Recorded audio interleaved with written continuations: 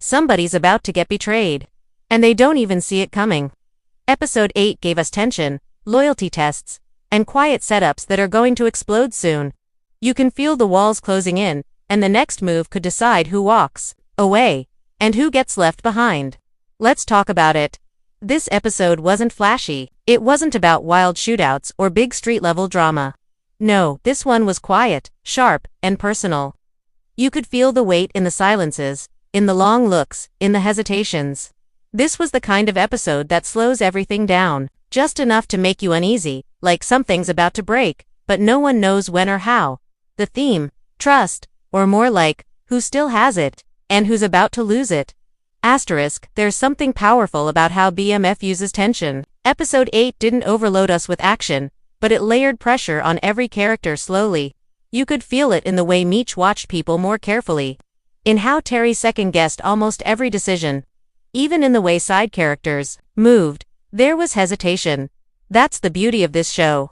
It knows when to give us fire, and when to simmer just enough to make us feel like something's burning underneath. A lot of this episode was about setups, quiet ones, conversations that seem small, but carry big weight later. Looks that say more than full scenes. It's like the writers wanted us to sit in the uncertainty. That what's going to happen next? Energy was strong. And even though there weren't huge plot twists dropping every few minutes, you knew everything that happened here is going to matter in episode 9. The tone, though, cold. There's a certain emotional chill that ran through this episode. Not a lot of comfort or warmth. Even the moments that usually feel safe, like family or crew loyalty, didn't feel solid. They felt fragile. And that's the key word for this episode. Fragile. Everything is on the edge. Trust is fragile. Plans are fragile. And relationships, they're starting to crack. We also gotta talk about the pacing. Some people might say this was a slower episode, and yeah, if you're just looking for chaos and bullets, maybe it didn't hit like that. But for real fans who pay attention to detail, this was set up gold. Every conversation, every pause, every choice was leading us somewhere. The writers are cooking, they're laying the groundwork for something way bigger, and by the time we get to episode 9, that pressure's gonna pop. So in short, the theme of this episode is watch your back, and not just in the streets, but even at home. People are watching each other closer. Doubt is growing, and nobody's hands are clean anymore. Whether it's family, business, or the block, loyalty is under the microscope. Now let's talk about the characters, because this episode gave us a lot of quiet moves from Meech, Terry, and a few people we didn't expect. The chessboard is moving, and we gotta break it down. Let's start with Meech. Quiet, focused, and more locked in than ever. This episode showed us a side of Meech that isn't just hustling, he's strategizing. He's thinking 3 moves ahead now. Not just how to move weight, but how to move people. Meech isn't trusting words anymore. He's watching behavior. Who shows up, who hesitates, who lies with a straight face. He's clocking everything. And he's getting colder, too. Not heartless, but calculated. Like someone who's been burned enough to know what loyalty should look like and what it doesn't. There's a scene, not loud, not dramatic, where Meech is just sitting back, letting someone talk, but you can tell he already knows the truth. He's just giving them rope. That's how he's moving now. Less reaction, more observation. That's dangerous. Because a quiet Meech, that means something's about to happen. He's no longer trying to save everybody. He's trying to win, and that mindset shift is huge. Now Terry. He's slipping. You can feel it.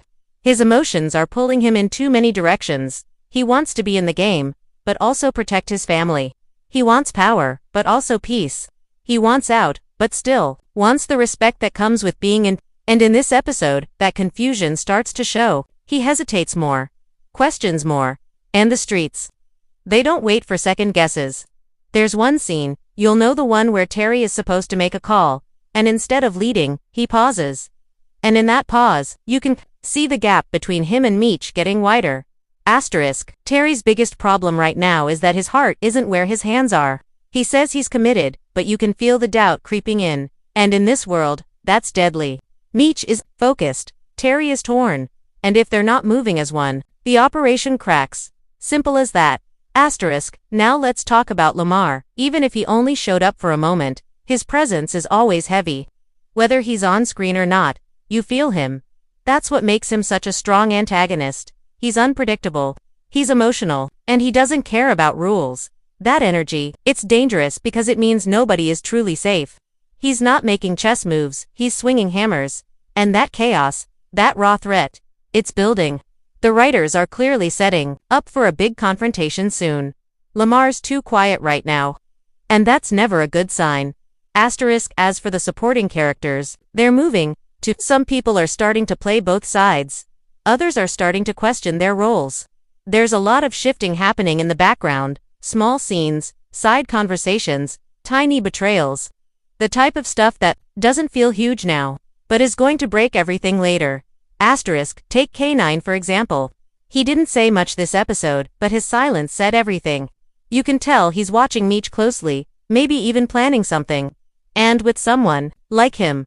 One wrong move from Meech, and it could all go sideways. These kinds of characters are like pressure points in the story, not loud, but deadly when pressed. And then you've got Detective Bryant lurking again. He's not out of the picture. In fact, his presence might be the slowest burning fuse in the show, because while everyone else is worried about the streets, Meech might be forgetting that the law is still building a case, and Bryant, he's personal. He's not just trying to make an arrest, he's trying to make an example. That tension is coming. 2. Every major character in this episode is either tightening their circle or realizing that their circle is breaking apart. Nobody's really standing still. Everyone is adjusting, either for survival, for revenge, or for power. And by the end of this episode, it's clear, the ones who don't adapt are gonna get left behind. This wasn't just a character building episode, it was a character testing episode, and only a few of them passed. The rest, they're on thin ice. Now that we've looked at how the players are shifting, let's dive into what actually blew things up, because this episode may have been slow burning, but there were a few major moments that flipped everything on its head. Let's get into it. Because even though this episode felt calm on the surface, the quiet moments hit the hardest. And one of the biggest twists wasn't some big shootout or dramatic betrayal, it was what didn't happen. What almost happened. The writers are playing with silence now, the kind that makes you hold your breath. And by the end of the episode, you know something just shifted, and there's no going back. One of the most tense moments in the episode. No spoilers, but you'll know exactly what I mean. Is that final scene. Someone makes a move, but they don't do it all the way. It's hesitation wrapped in loyalty, or maybe fear. And that half step says everything, because in this game, not acting is just as dangerous as pulling the trigger. That final moment was all about watching someone freeze, and now we're left wondering, did they just spare someone they shouldn't have? Or did they just put a target on their own back? Now let's talk about the fake loyalty on display in this episode. There's someone close to the crew who's clearly switching sides. They're smiling in Meech's face, but you can feel it there either leaking info or playing both ends. It's not confirmed yet, but the signs are all there. A look held too long. A story that doesn't line up.